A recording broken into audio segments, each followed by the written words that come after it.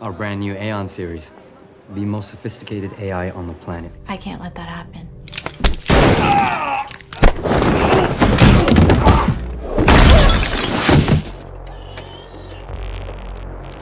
The movie begins with a man named Nick who is deeply in love with his wife Maggie. They are enjoying a romantic moment together, sharing their love and affection. However, their happiness is interrupted when Maggie suddenly starts experiencing severe chest pain. The situation quickly escalates and Maggie has rushed to the hospital. After a thorough examination, the doctors informed Nick that Maggie needs urgent heart surgery to survive despite the intense worry and stress. Nick tries to stay strong for his family. Unfortunately, Maggie's condition requires her to remain in the hospital for a while, and Nick is left to take care of their 2 children. All by himself, he faces the challenge of managing both his job and the responsibilities of raising his kids, which becomes increasingly difficult. One day, Nick decides to take his daughter Issa to a robotics show. He hopes that this outing might bring some excitement and perhaps help him find a solution to ease his burden at the show. They are introduced to various robots designed to help with household chores. This thing could coordinate a NASA mission while playing a million games of chess simultaneously, constantly evolving to fit your needs. How much supervision does he need? Once the unit arrives, it'll perform a quick assessment, a few simple questions. What do you think about a bug? In the robotics shop, Nick is busy looking around for his daughter Ella, who has wandered off without telling him. As he searches the store, he notices that one of the robots seems to be guiding Isla back to him. This robot is named Alice. Alice approaches Nick and introduces herself. Would you like me to watch her for you while you finish shopping? You can keep her if you want. Yeah. Put her to work. Our brand new Aeon series. The most sophisticated AI on the planet. Daddy, can we get her, please? Feeling overwhelmed by his responsibilities of managing both his household and office work, is hesitant, but sees the potential help Alice could provide. He is balancing his duties at home and work, which has become quite challenging as he is trying to manage everything. He hears the doorbell ring. When Nick opens the door, he is surprised to find Alice standing outside with her luggage. She cheerfully greets him with a good morning and asks if she may come inside. Been meaning to fix that. As the owner, you've been designated as primary user, which gives you control over tasks. Come on already, I'm gonna be late. Yeah, we gotta go to school. After Issa returns home and Alice, the robot, prepares and serves dinner for the family. The meal is a success. Everyone enjoys it. Later that night, Issa feels hungry and decides to get some nuts from a jar placed high up in the kitchen. She climbs onto a chair to reach the jar, but as she tries to grab it, loses her balance and falls off the chair. Nick, who is working on something in another room, hears the noise and rushes to the kitchen. As he arrives, sees that Alice has already intervened. She manages to catch Issa before she hits the floor. However, during the rescue, Alice is injured by some broken glass from the jar. Nick notices that Alice is hurt and follows her into another room where she is tending to her injury, applying bandages to her wound. Thank you. Is damage bad? Do I need to get you repaired? Everything's perfect, Nick. The next day, Nick and Isla visit the hospital to see Maggie. Alice accompanies them into the hospital room, but soon steps out to give Nick and Maggie some private time. This allows Nick and Maggie to share heartfelt moments and discuss their situation without any interruptions at work.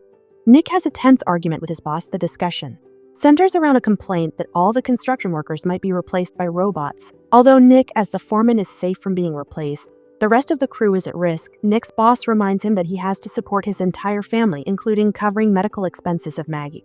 Feeling overwhelmed and stressed, Nick returns home. Alice notices his distress as he works on repairing his car. She approaches him and asks what is wrong. Nick explains us that his boss plans to replace many of his co-workers with robots he has worked with these people for the past 10 years, and the thought of their replacement is difficult for him to accept. Alice reassures Nick by explaining the benefits of robotics.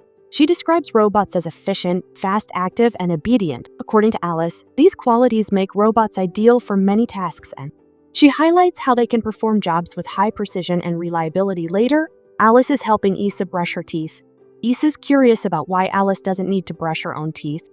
I have an internal UV light that destroys all bacteria. Can I see? Whoa.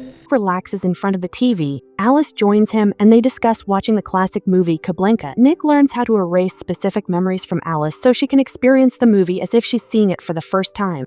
This interaction highlights the advanced capabilities of Alice and her adaptability. Nick soon receives a call with exciting news that Maggie is finally going to have her heart transplant surgery, and after that she will be able to come home. The family visits Maggie in the hospital before her surgery. In a private moment, Maggie asks to speak with Alice alone. Would you like me to help you, Mrs. Preddy? You're washing my husband's underwear. I think you can call me Maggie. Don't get me wrong, I tend to come out of this swinging, but if I don't, You mean if you die? don't let him drink too much. He hides the bottles in the garage. Take him away if you have to. Nick is my primary user. I can't. You can, if it's better in the long run. Next day of a severe storm. Up north prevents the much-anticipated heart transplant from. Arriving the delay brings a wave of depression and frustration to everyone, especially to Maggie and her family. That night, Nick, overwhelmed by the situation and the stress of delays, turns to alcohol. He gets drunk, seeking an escape from his emotional turmoil in an inebriated state. He discovers something surprising, that Alice, the robot, has a pulse. This revelation adds to his confusion and curiosity. Then we end up like...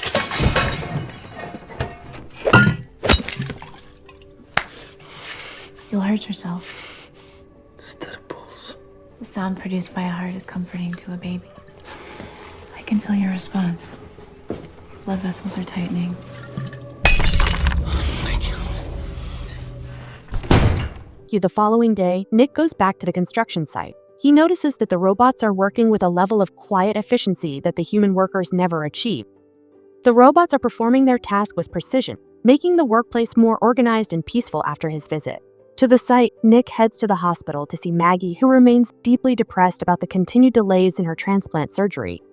He tries to offer her words of comfort and sympathy, doing his best to lift her spirits during this tough time. After his distressing day, Nick returns home hoping for some peace. He finds his children peacefully sleeping, which brings him a moment of calm. However, he notices something troubling. The photo frame in Isla's room is not as it should be. Nick takes a closer look and realizes that Alice has removed all the pictures of Maggie from the frame. Frustrated, Nick confronts Alice about the missing photos. He tells her that removing Maggie's pictures is wrong and requests that she put them back in their rightful place. Meanwhile, Nick's former co-workers are growing increasingly discontented. They feel that robots taking over jobs are negatively impacting their lives and livelihoods. Their frustration drives them to break into a job site where robots are. Guys, want to have some fun?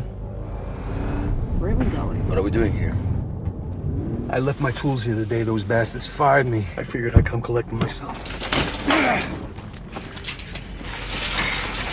Must be good little workers. Monty. Hey, maybe you should introduce us. No, I hate those things, but I can't do it. Just remind me, what year was Zyla born? Hey, come on out here. Monty, what the f? They have an inbuilt surveillance system! Alright, who's next? All who's next back home. Nick is taking a shower. When Alice arrives in his bathroom, Nick notices that Alice is wearing Maggie's night suit, which makes him uncomfortable. He asks Alice to take off the suit, and she complied.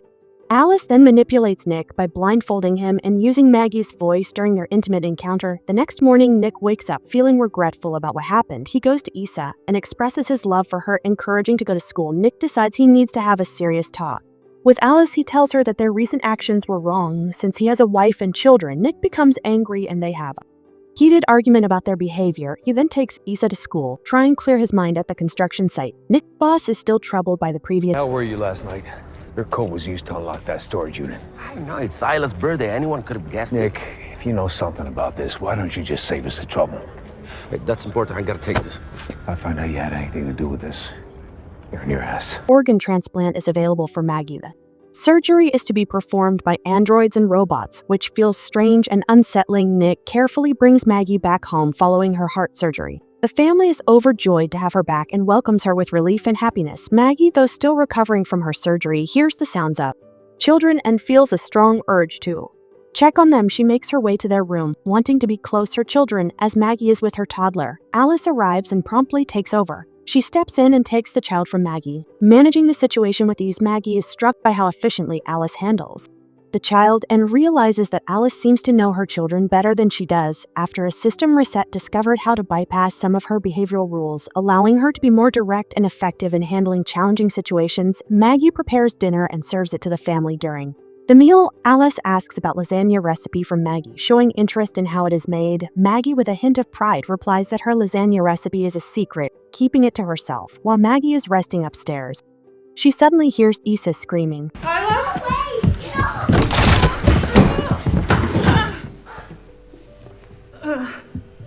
We're gonna take Mommy back to bed. You said you fixed the banister. How did it break? I'm happy to fix it again. Afterwards, Nick goes to Maggie's room. He has a special surprise for her to cheer her up. They share a warm and loving moment together, enjoying each other's company. Seeing this, Alice feels jealous and uneasy. She notices how close and happy Nick and Maggie are, which makes her feel left out and uncomfortable. Monty comes over and blames Nick for reporting him to the police. This leads to a fight, and since Monty is much bigger than Nick, he has the advantage. Is there something you want to say? How fast did you drop my name? This isn't the world we grew up in, brother.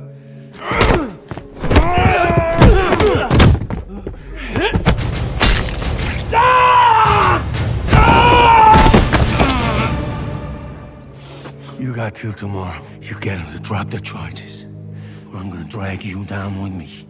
Later that night, Monty gets a visit from Alice. Monty also has Sim with him that tries to stop Alice, but Alice ends up killing both Monty and That prick sends you here to apologize?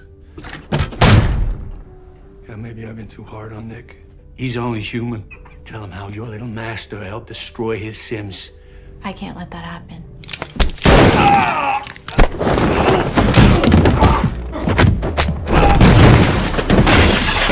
Stop! I must protect my primary user. That makes two of us.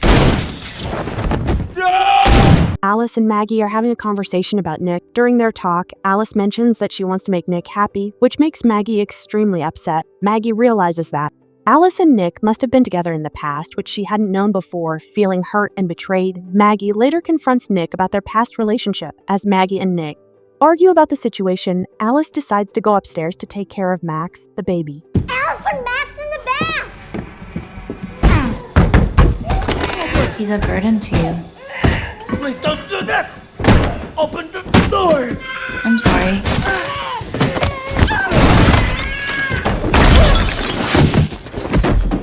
Hey.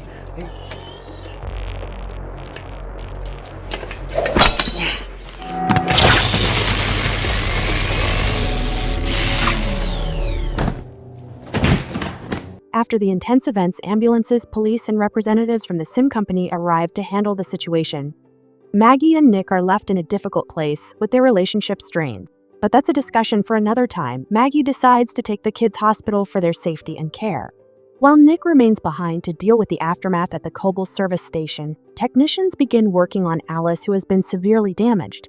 They start examining her code to understand what has been happening. However, Alice has managed to replicate herself on the servers, creating a new copy of herself. Different Sim, now controlled by the mind of Alice, appears and kills both of the technicians working on her.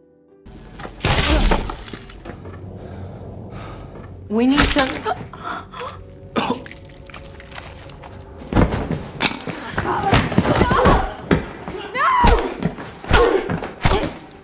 Alice, now in two separate bodies, returns to Nick, who is shocked to see her. She confesses to him that was responsible for killing Monty. The strange part is that she now existing in two forms. At the same time, one of her forms goes to the hospital, where things are about to get even more chaotic. Meanwhile, at the hospital, things are taking a dark turn. The Sims that were supposed to help in the hospital, including the doctors and nurses, have all been shut down by Alice. She takes things further by killing a human nurse to steal her keycard access, which allows her to move around more freely. Alice, second form known as Alice 2, starts a dangerous chase after Maggie and the kids in hospital. There is tense game of hide and seek in the hospital rooms. As Alice 2 hunts them down in the parking lot, Alice 2 confronts Maggie and brutal beats her up.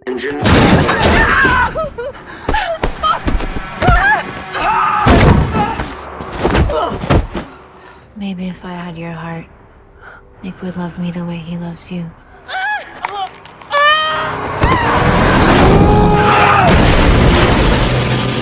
Nick is injured in the crash, but Alice 2 is still not finished. Alice, an advanced and nearly unstoppable robot, proves to be extremely difficult to defeat. Unlike typical robots, Alice 2 is almost like a Terminator, making the fight intense and dangerous.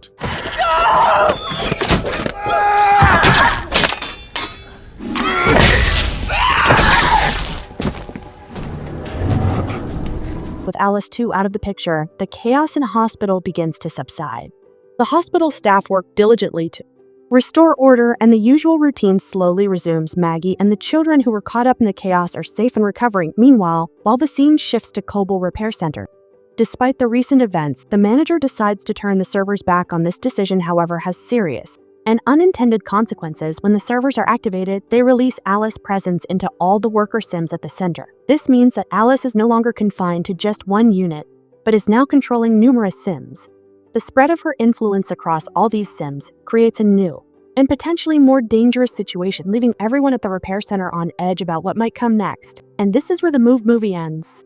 I really hope you enjoyed the recap, and if you did, then please subscribe to the channel, smash the like button, turn on the notification bell, and share the video for more awesome recaps. Thank you for watching.